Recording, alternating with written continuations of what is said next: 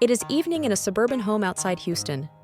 The sound of the television fills the living room as the family finishes dinner.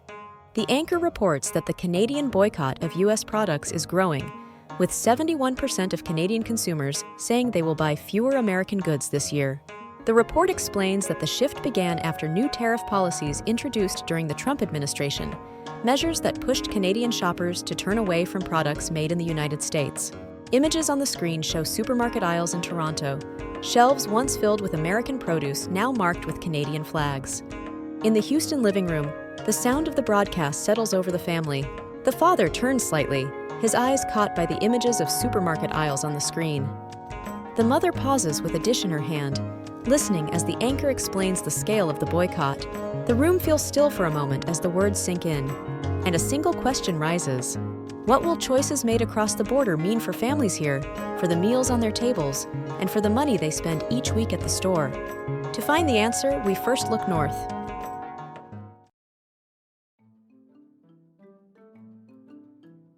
Inside a supermarket in Toronto, rows of produce stretch under bright lights. On the shelves, Canadian flags are fixed beside apples, carrots, and potatoes. Signs point shoppers to products grown close to home. Where once large displays of American corn stood, the space is smaller now, filled with Canadian-grown substitutes. The movement is called Buy Canadian. It is not a slogan on a banner, but a habit forming in everyday choices. Shoppers lift packages, turn them in their hands, and check the labels carefully. Some scan items with their phones, using apps that reveal where each product is grown, who owns the company, and how closely it is tied to Canada. Not every American product disappears. Some items, like mangoes, citrus, and fresh berries, remain because Canada does not produce them in large enough quantities. These are difficult to replace, and for now they hold their place on the shelves.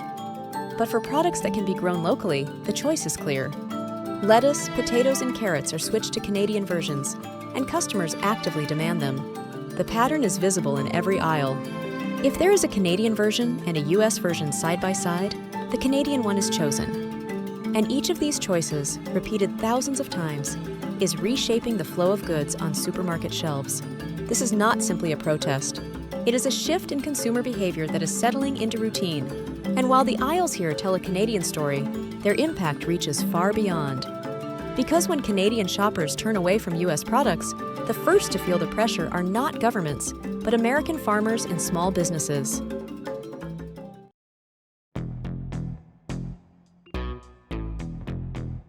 Across the Midwest, barns and storage lots hold more grain than they can sell. Stacks of corn and potatoes sit waiting, but the trucks that once carried them north now move less often. Canada has long been the second largest buyer of American farm goods, and when that demand shrinks, the fields of the United States feel it quickly. For farmers, it means uncertainty. The price of crops rises and falls in wider swings, and shipments that once crossed the border slow to a trickle. What was supposed to leave the country now floods the domestic market, changing prices at home in ways few expected. The effect does not stop in the fields. In small towns along the border, local stores and restaurants lose the steady flow of Canadian customers. A diner near the highway stands quieter at lunchtime, its tables empty where cross-border travelers once sat. Shops that depended on weekend traffic from Ontario or Quebec see their sales drop, and owners wonder how long they can keep the lights on. These are not abstract numbers. They are daily realities for families whose work depends on steady trade. And as the strain spreads, it becomes clear that the story is not only about vegetables and grain. It is about entire industries, some of them once secure, now finding their shelves and storerooms nearly empty of customers. And among them, few have felt the change more sharply than the business of wine and spirits.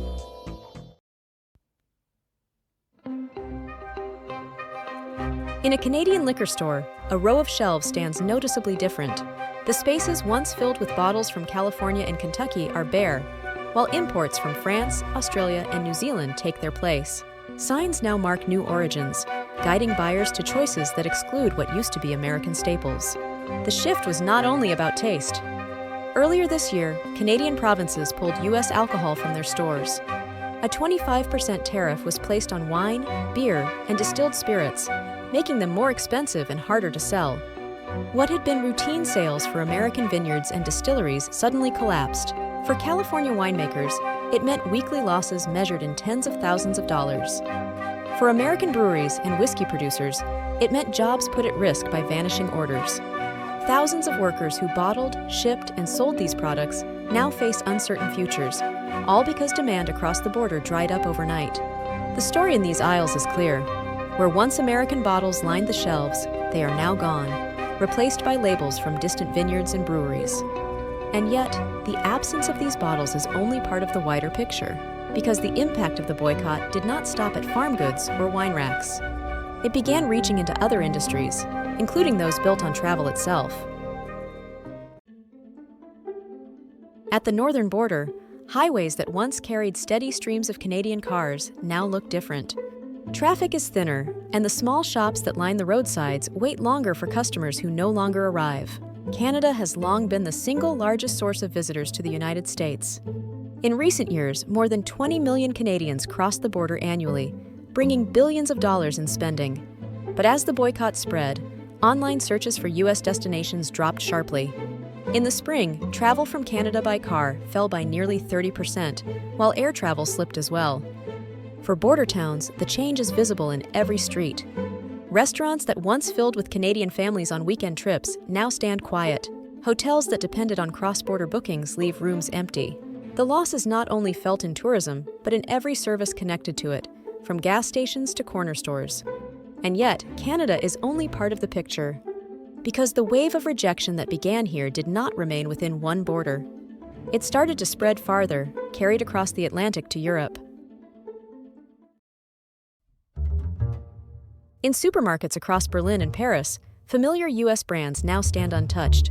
Shoppers reach instead for European labels, guided not by novelty, but by a sense of distance from American goods.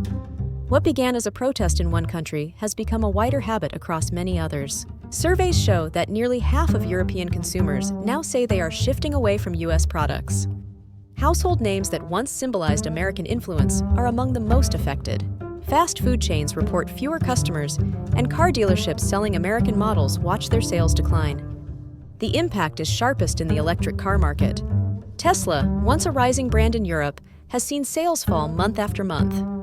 Competition has grown, but the decline also reflects how political views and consumer sentiment are reshaping choices at the showroom. This is no longer just about policies or tariffs. It is about trust and perception, the ways people in distant markets view American companies. And every time a shopper in Europe turns away from a U.S. label, the effect eventually circles back to families in America, showing up in jobs, prices, and incomes at home. At a grocery store checkout in Dallas, a mother watches the numbers climb on the register. The cart holds the same item she bought last month, but the total is higher now. She hesitates for a moment, then slides her card, knowing the difference will show up later in the family budget. This scene is repeating across the country. The chain of events is clear. When sales abroad decline, companies raise prices at home to protect their revenue. American households, already stretched by rising costs, now face even greater pressure. Economists estimate that trade disputes and retaliatory boycotts could cost the U.S. economy up to $90 billion in 2025, equal to about 0.3% of GDP. For ordinary families, that number translates into as much as $900 in extra expenses each year. For those living paycheck to paycheck, it is the cost of groceries, gas, or utilities that must be cut to keep the household balanced. But the strain does not end at the checkout line. Lower demand abroad means less production at home. Factories slow their output, farms reduce their shipments, and service businesses see fewer customers. That means shorter work hours, slower wage growth, and in many cases, jobs that disappear altogether. This is no temporary inconvenience. It is a weight that lingers, building slowly into a new reality for American consumers. And the question now is whether this strain will fade, or whether it signals a longer shift in the global economy that is only beginning to unfold. In financial centers from New York to London, large screens track the numbers.